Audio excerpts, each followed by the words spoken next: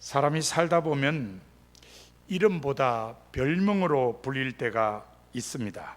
뭐 이쁜이나 못난 이를 비롯해서 키다리, 뚱뚱이 이런 별명이 이름보다 더 자연스럽게 불리는 경우가 있습니다. 배우 김재원의 이름보다는 살인 미소가 더 유명한 것이나 가수 겸 배우인 수지를 보면 국민 첫사랑이 떠오르는 것은 별명이 이름보다 친근할 수 있음을 알게 해줍니다. 하지만 때때로 의외의 별명이 사람들을 깜짝 놀라게 하기도 합니다. 예를 들어 보겠습니다. 김연아 선수의 숨겨진 별명이 혹시 뭔지 아십니까? 잘 모르시죠? 빵연아. 빵을 워낙 좋아한다 그래요. 그래서 빵을 좋아해서 붙여진 별명이 빵연아라고 합니다. 자, 우리나라 연예인 가운데 덩치하면 한 덩치 하는 사람이 있습니다. 누굴까요? 강호동 씨죠. 옛날에 씨름 잘했습니다. 우리 젊은 사람들은 잘 모르겠지만 천하장사 2만 기를 휘떡 넘긴 사람이 강호동입니다. 대단한 씨름 선수였어요. 근데 오늘 갑자기 씨름 그만두고 사라지더니 연예인으로 나왔어요. 자, 이 강호동 씨 별명이 뭔지 아세요? 이 뜻밖입니다만은 소녀동이라 그래요. 소녀동. 왜 소녀동이냐? 강호동에 끝자 동자가 붙었습니다만은 왜 앞에 소녀란 말이 붙으냐? 이 사람이 그냥 길가에 꽃핀 것만 봐도 그냥 소녀 감성이 나타난대요. 그렇답니다. 그 덩치에 어울리지 않게. 아주 그냥 어디를 가면은 촬영하는 데도 그렇고 사람 만난 데도 있고 조금만 가슴 뭉클하면 그냥 소녀 감정이 그냥 나온대요. 그래서 별명이 소녀동이라고 합니다. 젊은 사람들은 잘 모르겠고요. 어르신들 가수 중에 송창식 씨 알죠? 이분도 옛날에 세시봉의 한 멤버였습니다. 세시봉 시절에 송창식 씨 별명이 뭔지 아세요? 깜짝 놀라실 거예요. 송구라. 이것 때문에 한번 조영남 씨한테 맞았대요. 왜요? 구라치지 말라고. 하여튼 뜻밖의 별명들이 사람들에게 많습니다. 저에게도 다양한 별명이 있었습니다. 그런데 가장 최근에 붙여진 별명은 질문맨입니다. 이 목회학 박사 공부 같이 하던 목사님들이 붙여준 별명이에요. 별로 좋은 의미는 아니었습니다. 교수님의 강의가 끝나고 꼭 교수님들이 한마디 하죠. 뭐라 그럽니까? 질문 있으면 해봐. 그러면 사람들이 이제 종칠 텐데 이제 끝났는데 하고 질문 안 해요 하고 싶어서 그런데 저는 해요. 그래서 제가 질문해가지고 이 강의 시간이 길어진다는 것 때문에 저한테 별로 좋은 감정을 갖지 않고 불평해요. 질문 좀 그만하라고. 그런데 목회 공부하는데 내는 돈이 얼마인데요? 그 영어로 닥터 오브 디민이거든요. 이 디민. 이 닥터 오브 디민인데 디민을 우리말로 해석해가지고 돈 디미는 게 목회학 박사라거든요. 돈 많이 들어요. 그러니까 돈이 얼마나 들어가는데 모르는 그 질문을 안 해요. 질문을 해서 본전 뽑아야지. 그래서 자꾸 질문하다 보니까 목사님들이 불평하면서 저한테 질문맨이라고 별명을 붙여줬습니다. 그런데 제가 이 별명을 듣고 가만히 생각해 보니까 제가 학교 다니는, 그러니까 중고등학교 시절부터 질문을 많이 한 것 같아요. 중고등학교 시절에 고등학교 2학년 때 같은데요, 수학 선생님한테 인수분해 문제 하나 물어봤다가 혼났어요. 선생님이 풀다 몸 푼 거예요. 그러니까 선생님은 선생님대로 애들 앞에서 창피하고 저는 괜히 질문해서 선생님 난창에 만들어지니까 미안하고 나중에 풀다가 안 풀려서 종쳤어요. 권정호, 너 이따 수업 끝나고 교무실로 와. 난 또 교무실에 와서 된통 혼날 줄 알았더니 선생님이 그때까지 그 문제를 풀어가지고 방과후에 갔더니 답하고 푸는 방식을 알려준 거예요. 제가 선생님한테 얼마나 미안했던지 애들 앞에서 창피당했다. 근데 그 선생님은 또 그냥 넘어갈 수 있어요. 지학 선생님한테 질문을 하나 했더니 선생님이 뭐라 그런지 아세요? 내가 그거 알면 이 시골에 있을 것 같아? 다시는 그 선생님한테 질문을 안 했습니다. 조선시대 여인들의 굴레였던 칠거지약에 대한 얘기를 선생님이 하시길래, 선생님, 그 칠거지약이라는 게 7가지 악인데 그 7가지가 도대체 뭡니까? 선생님이라고 그걸 뭐 기억을 하시겠어요? 선생님이 하시는 말씀이 뭐라는지 아세요? 야, 권정호, 네가 다음 시간까지 조사해가 발표해. 요즘처럼 네이버나 있으면 네이버에 치죠. 도서관에 가서 이 책 뒤지고 저 책 뒤지고, 한 주간 내내 그냥 얼마나 혼난지 몰라요. 그래서 그 다음 주간에 겨우 그 찾아가지고 조사해서 발표했어요. 물론 칭찬은 들었습니다. 칭찬은 들었지만 한 주간 내내 도서관에 가서 그 찾느라고 얼마나 혼났는지 몰라요. 이런 기질이 대학교와 대학원 시절에도 있었어요. 대학원 시절에 교육학을 가르치는 이준모 교수님한테 한번 질문을 했는데, 그 교수님이요, 좋은 질문해 주셔서 고맙습니다. 이렇게 얘기를 학생에게. 기분이 상당히 좋았어요. 이거 뭐 질문하는 게 나쁜 거 아니구만. 좋은 질문하니까 교수님이 좋은 질문해 주셔서 고맙습니다, 이렇게까지 말씀해 주시니까 너무 좋았어요.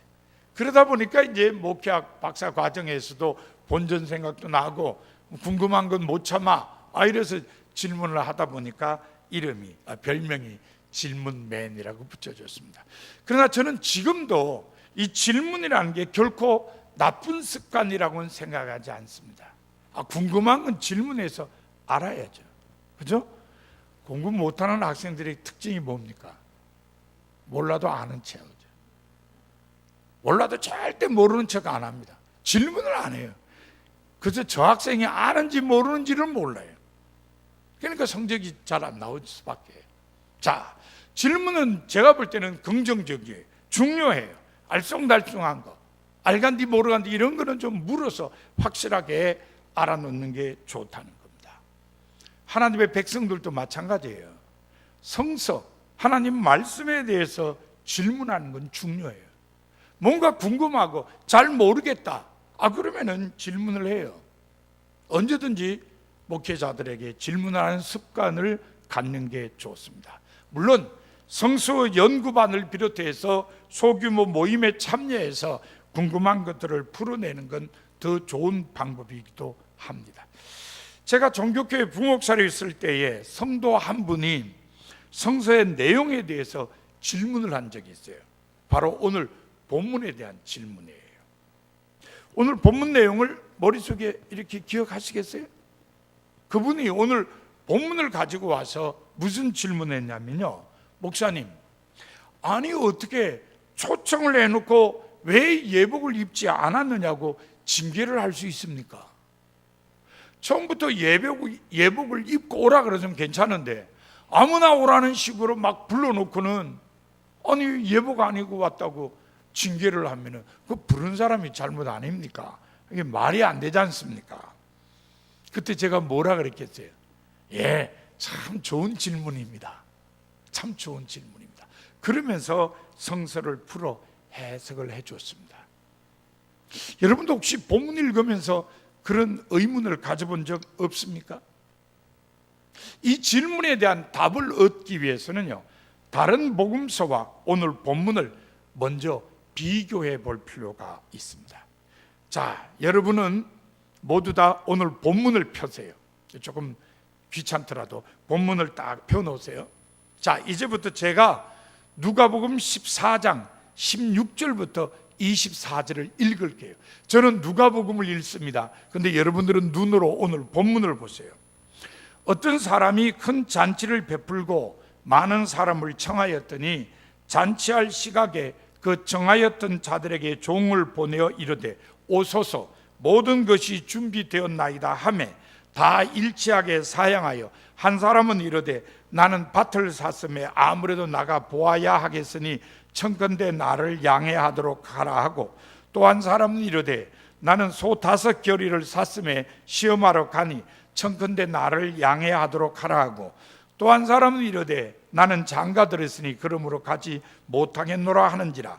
종이 돌아와 주인에게 그대로 고하니 이에 집주인이 노하여 그 종에게 이르되 빨리 시내 거리와 골목으로 나가서 가난한 자들과 몸 불편한 자들과 맹인들과 저는 자들을 데려오라 하니라. 종이 가로되 주인이여 명하신 대로 하였으되 아직도 자리가 있나이다. 주인이 종에게 이르되 길과 산 울타리 가로 나가서 사람을 강권하여 데려다가 내 집을 채우라. 내가 너희에게 말하니 전에 청하였던 그 사람들은 하나도 내 잔치를 맛보지 못하리라 하였다.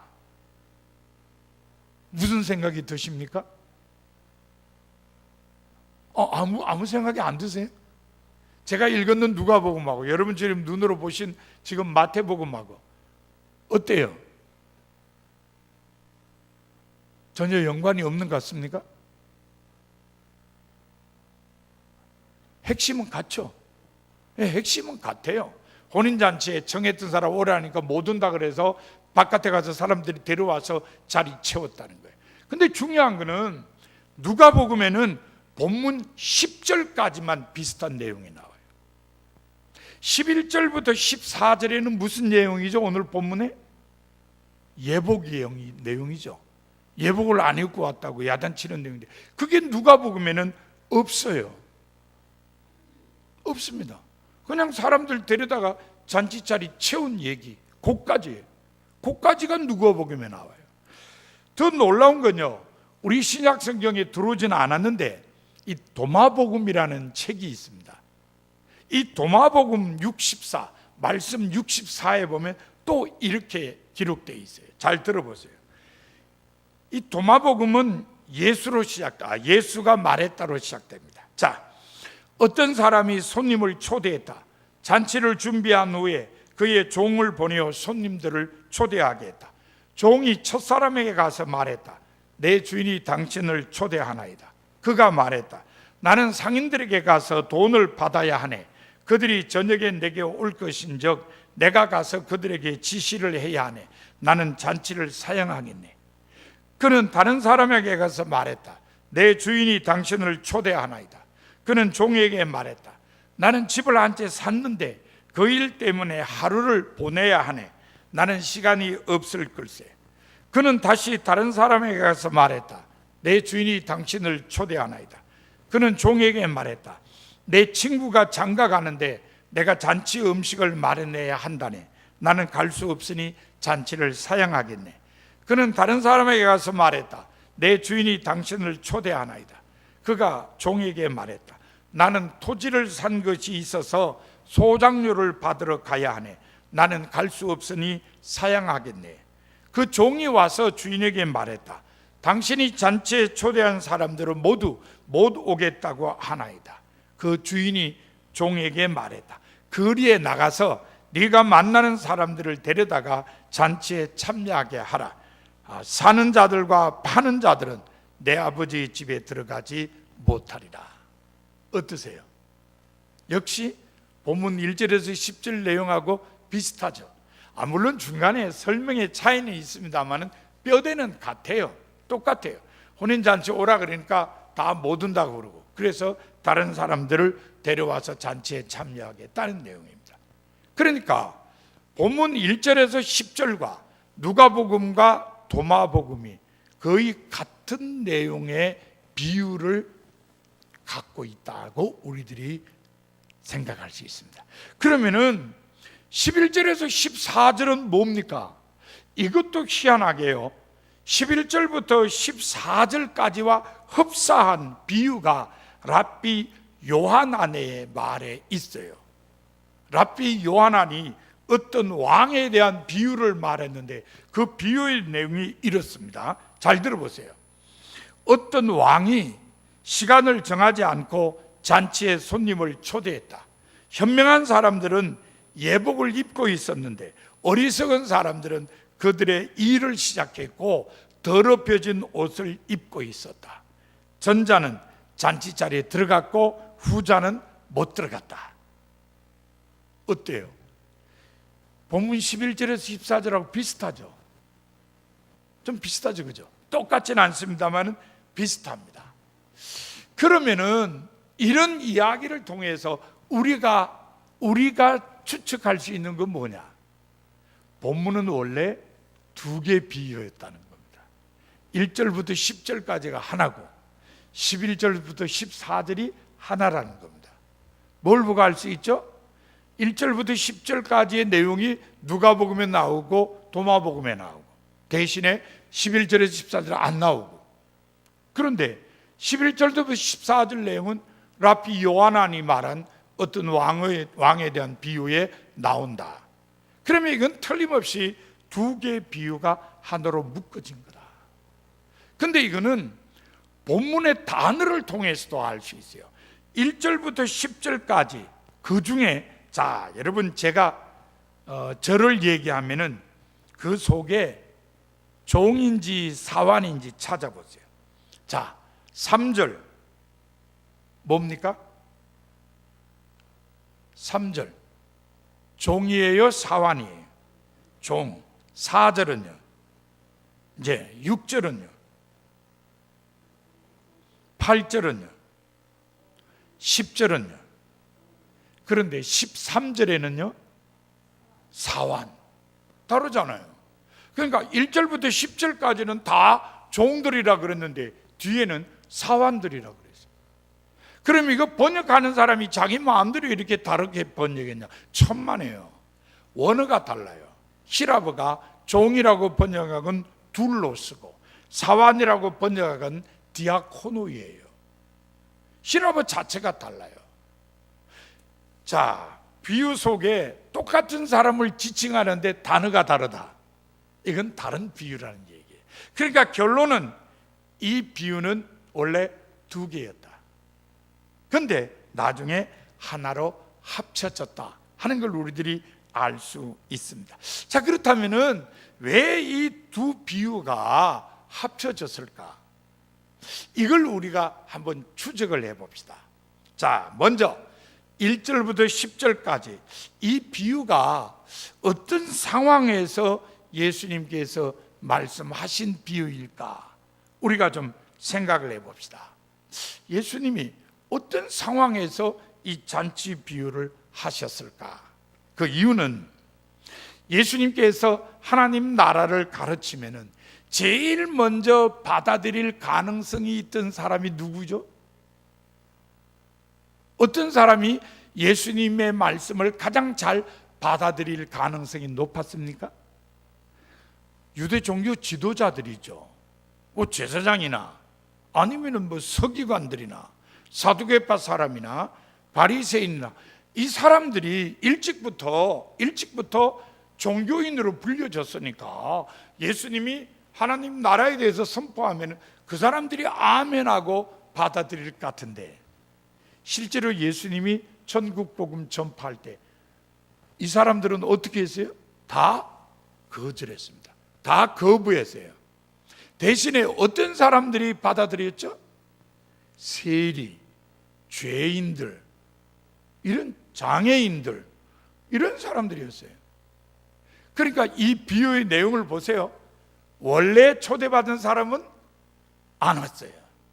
그래서 길가에 나가서 막 초청해 온 거예요. 처음에 제일 먼저 말씀을 들으리라고 생각했던 유대 종교 지도자들은 다 거부했습니다. 그래서 가난한 자, 병든 자, 세리, 죄인, 이 사람들에게 복음이 전파되고 이 사람들이 구원의 자리에 들어오게 되었습니다. 이게 예수님이 처음 이 비유를 말씀할 때 삶의 자리였어요. 종교 지도자들은 안 오고 세리, 죄인들, 이런 사람들이 오니까 예수님께서 혼인잔치 비유를 얘기하면서, 이 처음 초대했던 사람들은 안 오고 나중에 길에서 데려온 사람들이 이 사람이다, 이렇게 비유를 얘기했어요. 그런데요, 예수님이 말씀하신 이 비유가 입에서 입으로 전해집니다. 소위 말하는 구전시대예요. 예수님이 성천하시고 난 다음에 초대교회가 예수님의 말씀을 세상 사람들에게 전해요. 근데 세상 사람들에게 딱 전하러 가니까 원래 복음을 받아들여야 될 사람은 누구고, 그 사람들이 안 받아들여서 나중에 데려온 사람은 누가 됐어요? 사람이 바뀌었어요. 어떤 사람들일까요? 처음에 복음을 받아들일 걸로 간주됐던 사람들은 유대인, 생각지도 않았는데 복음을 받아들여서 구원의 자리에 들어온 사람들은 이방인. 그래서 이 비유가 조금 달라진 거예요. 예수님이 말씀하실 때는 유대 종교 지도자들과 세리 죄인들이었는데, 교회 성도들, 사도들을 비롯해서 제자들이 이방 사람들에게 복음을 전할 때는 유대인과 이방인으로 나누어졌습니다. 그래서 이방인들에게 이 봐요, 예수님이 이런 비유를 말씀했잖아요. 유대인들이 처음에 초청되어진 사람들인데 이 사람이 안 오는 바람에 당신들에게 복음이 전파되어서 이제 당신들이 구원의 자리에 들어온 겁니다.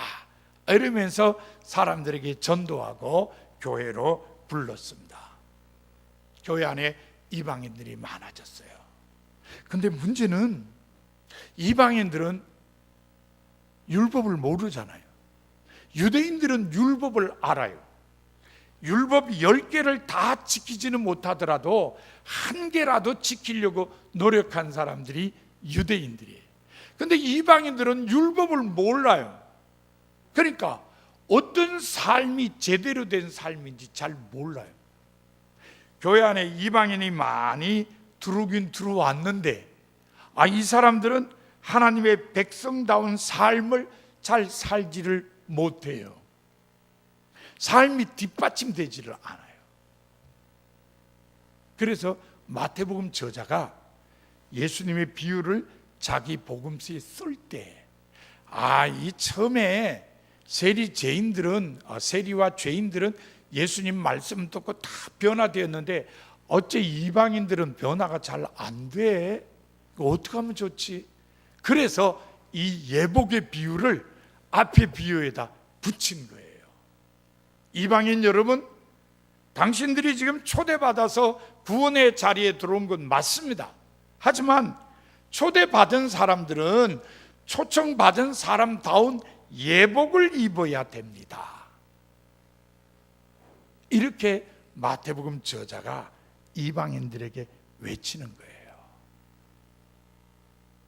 이방인들이 이 비유 2개가 합쳐진 말씀을 이렇게 읽으면, 맞아, 우리가 나중에 초청받은 사람인데 예복이라도 입어야지, 이런 깨달음을 갖게 될 거 아니겠어요? 이래서 마태복음 저자가 이 2개를 합쳐놓은 겁니다. 이렇게 보면요, 이 마태복음 저자의 어떤 신앙이나 마태복음 저자의 설교의 외침이 참 은혜로워요. 사실 여러분, 복음서는요, 그냥 예수님의 말씀이나 예수님의 생애를 전하는 데 목적이 있는 게 아니라 이거를 통해서 사람들에게 믿음을 심어주고 사람들에게 올바른 하나님의 백성, 예수 그리스도의 제자다운 삶을 살도록 결단하게 하는 데 목적이 있거든요. 그래서 이 복음서를 공부하는 사람은 이구동성으로 복음서는 뭐냐? 설교라 해요. 설교. 그러니까 마태복음 저자가 예수님의 비유를 모아서 설교하는 거예요. 오늘 본문의 설교는 그거예요. 여러분, 진정한 회개를 통해서 변화된 삶을 사십시오. 그게 예복을 입는 겁니다. 그게 초청받은 사람들이 진짜 택함을 받는 겁니다. 이렇게 외친 겁니다. 오늘날 우리가 들어도 아멘 할 수 있죠, 그죠? 이런 복음을 마태복음 저자가 전한 겁니다. 이렇게 보면은 오늘날 21세기를 살아가는 우리들의 고민이 벌써 초대교회에도 있었다는 거예요. 지금 우리의 고민이 뭐예요? 입으로는 믿는다고 고백하는데 삶이 잘 뒷받침이 안 된다는 거죠. 그래서 예수 믿고 천국 가자 그러면은 안 믿는 사람들이 니나 잘 믿으세요. 니나 잘 믿으세요. 저는 사실요, 이제 몇 번 이제 교인들 장례를 치르다가 믿지 않는 사람들하고 이렇게 조금 얘기를 나누다가 아주 기분 나쁜 얘기도 몇 차례 듣고 그랬어요.